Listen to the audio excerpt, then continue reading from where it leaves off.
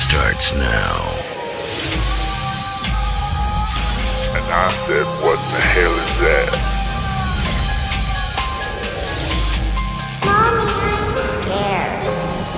Spirits and More Radio starts now.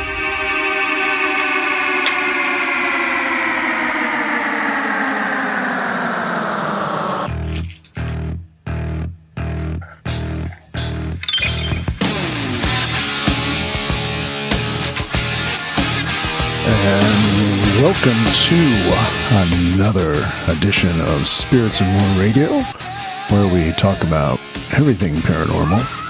This is a live broadcast, so you can call in with your comments and questions at 1-872-244-6787. Turn down the lights if you dare. And More Spirits Radio. and More Radio. And it's another creepy night here in the studio, and a perfect time for vampires. I'm joined by my co-host for this show, Eric Van Leer. And you may recognize Eric from our first show. Eric is a paranormal investigator, and we're going to dive into the underground world of modern-day vampires. Eric, are you a vampire fan? Am I a vampire fan? Gotta be honest with you, the whole thing makes me a little nervous. But you've enjoyed vampire movies for a long time, haven't you? I have. Yeah, and I think that's the thing that we're going to get into the history of it. But I have a very special guest with us tonight. He is a real live vampire who resides in New Orleans and is actually the founder of the New Orleans Vampire Association. But before we bring him on to the show, I did want to get into what vampires are. And we talked about movies. Do you have a favorite vampire movie of all time? Yeah, The Lost Boys. Yeah. We had talked about that. I thought you were a Buffy the Vampire Slayer fan for a moment.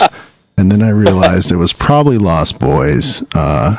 I think I like Blade. That's probably one of my favorites. But I think... Yeah, that was a good one too, but can't lose with Lost Boys. It has a great setting. Of course, everyone, when they were younger, was in love with Star. Jamie Gertz, she was gorgeous. And just the whole mythos of being immortal and living that lifestyle, hanging out in caves and being able to fly. Yeah, I agree. That was really cool. That was a cool kind of introduction into vampires, and I think that probably all the guys or boys who were watching that thought that was a really cool movie. Of course, now there's a lot of romantic vampire films and TV shows, but I just saw one the other night, and I think I told you about this. You haven't seen this film. It was Abraham Lincoln Vampire Hunter. You haven't seen that, have you? You know what? You laugh. It's funny, and I thought, what is this movie about? But when I saw it, it was really good. I really enjoyed it. It's the premise is basically that the Civil War was not really a war between the North and the South. It was a war between mortals and vampires. And so Abraham Lincoln has this history that ends up... We're getting some noise there. Eric, is that on your end? No, I just coughed. Okay, I think we're getting some noise from maybe our... Sounds like a coffin opening. I thought that same thing. It probably was, and I will ask that because it very well could have been. But Abraham Lincoln Vampire Slayer, great film. I really suggest you see it because it's sort of action based, but it does have some really great scenes in it.